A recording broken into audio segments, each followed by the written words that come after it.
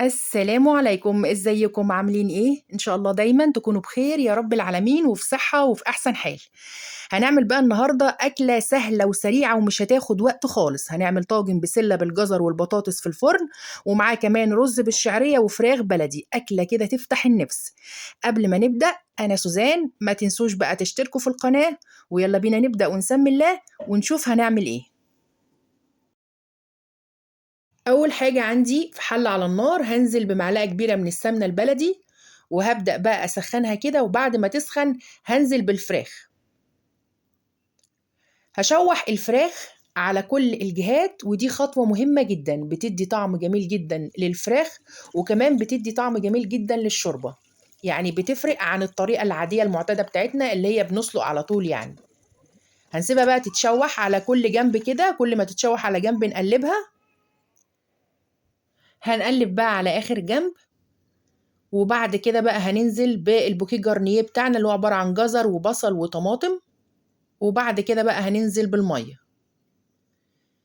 ننزل بقى بورق لورا، معلقة صغيرة من السكر، ملح، ورشة من الكباب الصيني، رشة هيل مطحون، وآخر حاجة هنزل بيها الفلفل الأسود، وهسيبها عشان تستوي.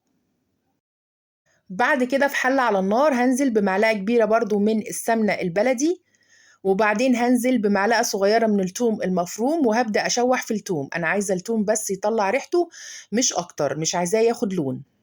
بعد كده هنزل بقى بمعلقة صغيرة من الكزبرة، وهشوحها كده مع السمنة والتوم، بتدي طعم جميل جدا وريحة حلوة قوي. هننزل بعد كده بقى بالبسلة. البسلة عندي فروزن مجمدة، أنا اللي مفرزاها يعني. وبعد كده هنزل بالجزر، وهبدأ بقى إيه، أشوح في البسلة والجزر مع التوم كده والسمنة. ودي خطوة مهمة جدًا، بتدّي طعم حلو جدًا للخضار، أي نوع خضار عندِك يعني بتطبخيه.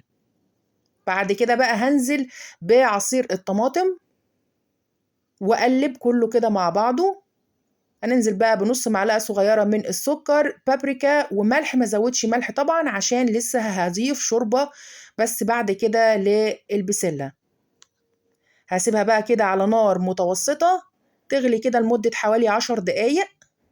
ما شاء الله أهي، بدأت البسلة تتشرب الطماطم. هنزل بعد كده بقى بالشوربة،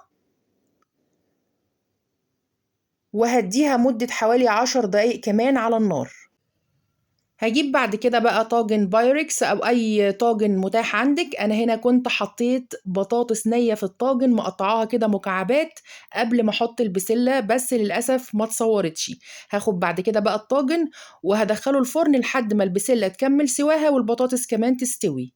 وده بقى الأكل بتاعنا بعد ما جهز طاجن البسلة بالجزر والبطاطس. الريحة بتاعته بس تجنن، الطعم بتاعه لذيذ جدا. ورز بالشعرية عملناه قبل كده مع بعض كتير، والفراخ بعد ما استوت حمرناها بس في الزيت. الأكل كله ما شاء الله اللهم بارك، طعمه لذيذ جدا، حاجة كده تفتح النفس.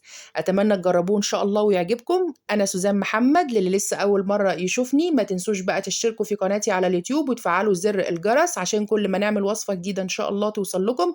ولايك وشير، والسلام عليكم.